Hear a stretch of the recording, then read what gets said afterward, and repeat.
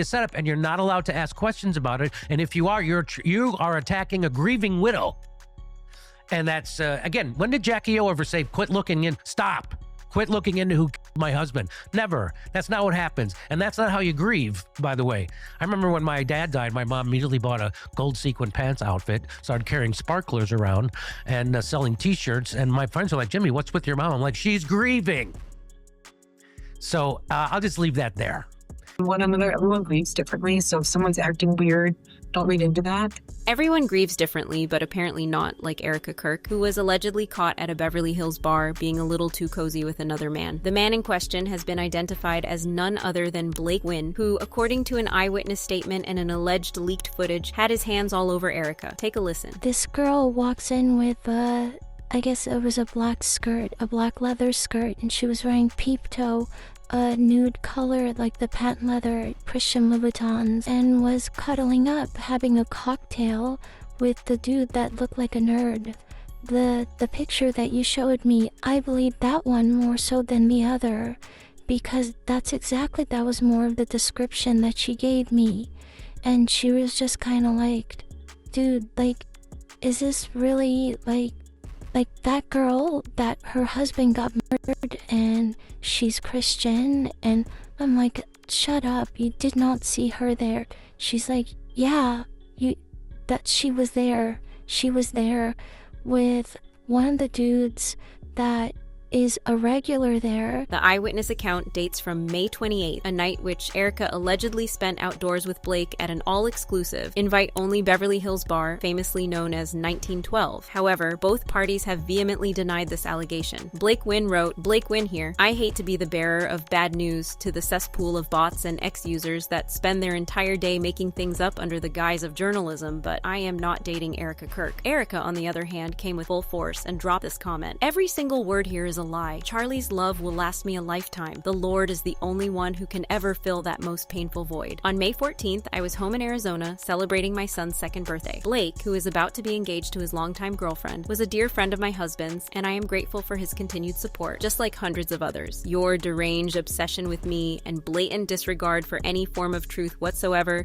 is deeply disturbing, and I am praying you get the help you so clearly need. Brush off the Dorito dust and go touch grass. Candace Owens is reportedly digging into this story as we speak. However, a few of the reasons why people are quick to believe that Erika would actually move on so quickly is as a result of 1, all the reported lies from the new turning point, 2, Erika's strange behavior unfitting for a grieving widow, and even more shockingly, as you'll come to find, at number 3 is Erika's own past. The new turning point allegedly wants people to believe that Charlie Kirk had a neck as strong as Superman that it stopped and shattered the bullet from a 30-06, a narrative which sources have exposed that Erika pushed and prompted Andrew Colvett to hit send on. Surgeon told you or told Andrew that he had a Superman neck and all of this stuff that objectively did not come from the surgeon. It came from Erika. And why would you lie and tell me that Andrew went rogue and sent that message when you did it with him? I can't make sense of that. A source, a source. And I trust the source. And obviously that's a strong statement to make. And then we have Erika calling her late husband's memorial an event of the century while discussing merch sales in the same breath. I don't even know where to begin. The fact that we were able to pull off an event of a century, like, it's just insane. We had over 275,000 people that attended, and the stadium, overflow, Westgate, insane, you guys. And then you have, was it 100 million? Over 100 million. She also approved a replica of the tent where he was unalived in as a memorabilia for people at AmFest to take photos in. And you can see from behind me, this is a recreation of the tent where Charlie Kirk lost his life at Utah University in September, and people are taking selfies with it. Potentially more amazing than her husband, Michael McCoy. Elizabeth McCoy was the person who approved this tent, so there's no way that they can come out and pretend like Erika didn't know this was happening, because she's very close to Elizabeth McCoy. As if it couldn't get any worse, in December at a speech in AmFest, besides Erika's appearance in a glittery pantsuit with fireworks like the 4th of July, Erika referred to Charlie's departure like a premeditated thought, like something she had been looking forward to. Is that my husband, he deeply mattered on a multitude of levels So much so that it proved even more once he was assassinated how much of a peacemaker he was.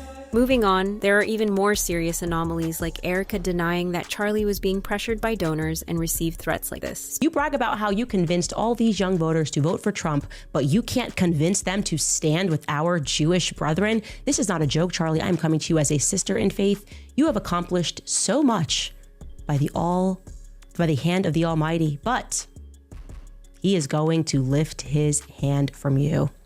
Don't fall for Tucker, Candace, and the rest. The Jews are under attack. God warns us in the last days that he will wipe out the descendants of Edom because they stood by while their brothers, Jacob, Israel, was held in captivity and did nothing.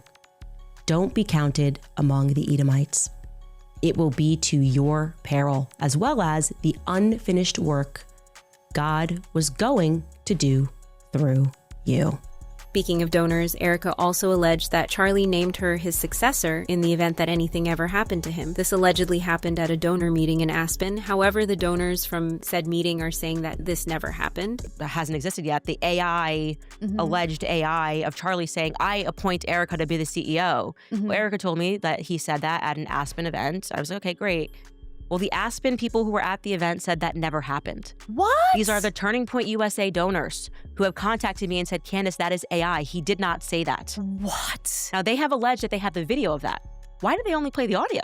It is reportedly very unlikely that a man like Charlie, who all his life advocated for women to stay in domestic roles, would at the last minute do a complete 180 and appoint his wife CEO if anything happened to him. That Charlie, 2 weeks before, I guess, had done a complete 180 on his entire life's perspective that women should stay home and raise the children and not be CEOs. And suddenly he was like, you know what, actually, not only should women do it, but single women should do it. Widows should do it.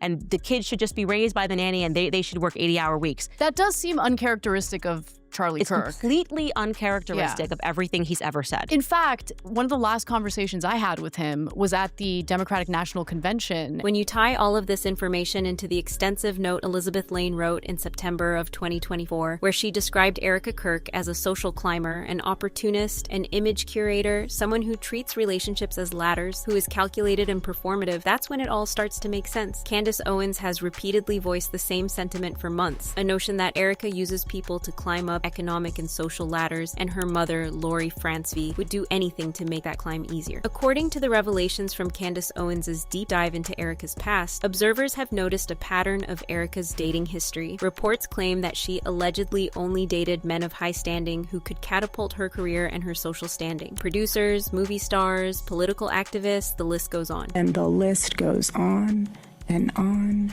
and on. Even when Erika claims she never dated. I did not date in Manhattan. I saw the pits of hell of the dating pool through my roommates, and I was not touching that with any longest pole you can imagine. Reports claim otherwise. Back in 2013, Erika was actively traveling around with her pro basketball boyfriend, Joshua Harrelson, who played for the Miami Heat back then. Erika reportedly lived with Josh and frequently traveled with him to whatever destination he was playing at, which for several months included China. However, when the question of why Erika was in China for an active period of her life came up, Erika claimed she was there for charity work. Back in 2013, Erika Kirk, or rather Erika Francevy, because that's her maiden name, was dating a basketball player named Joshua Harrelson. Joshua Harrelson's Twitter handle is @BigGeorge55.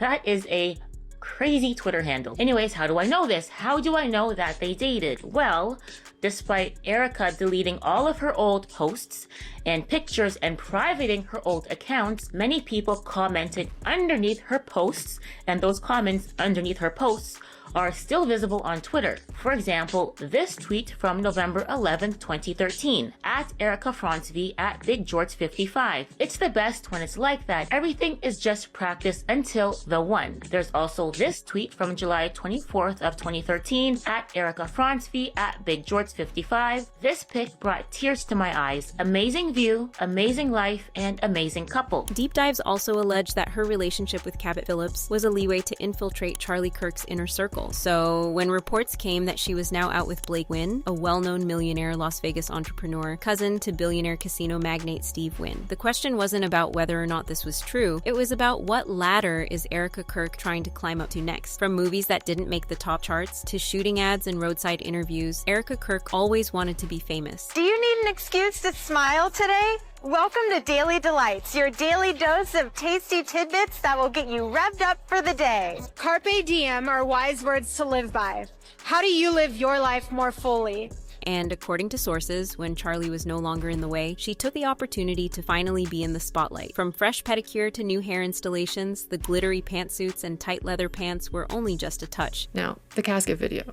I want you to take a look because we're going to talk about something important in the casket video that nobody's talking about. Okay, here we go. Oh, I love you. I love you. I love you. I know. I love you. I love you. I love you. God bless you. When I saw her nails, I was like, oh, she's wearing the OPI Naughty on My Honeymoon color. I own this color. And I want to point out to everybody that this is a fresh gel manicure. And now, reports are that Erika is moving on faster than we can say Charlie Kirk. Candace Owens allegedly has footage from Erika's night out with Blake Wynn, just like she has been sitting on the full video of Charlie Kirk in Aspen. A video which the new TPUSA allegedly doctored with AI to claim that Charlie appointed Erika as CEO. Stay tuned by subscribing to watch us cover that story soon, but in the meantime, let us know what you think about this down in the comments. Thanks for watching.